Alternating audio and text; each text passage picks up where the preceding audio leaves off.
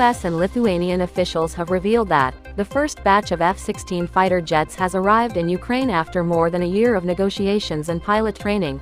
Following reports of the F-16's arrival in Ukraine, Russian spokesman said their forces are ready to shoot the US-built warplanes down and it will have no significant impact in the war.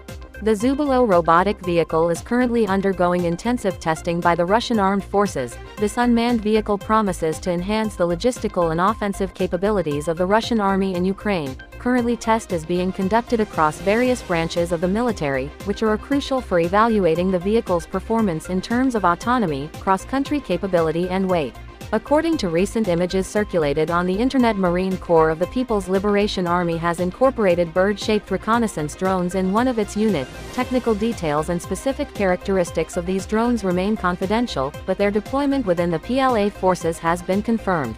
General Dynamics UK has announced introduction of a new variant of the Foxhound command variant vehicle. The command variant is specifically designed to enhance communication and coordination on the battlefield, allowing real-time information sharing and strategic planning.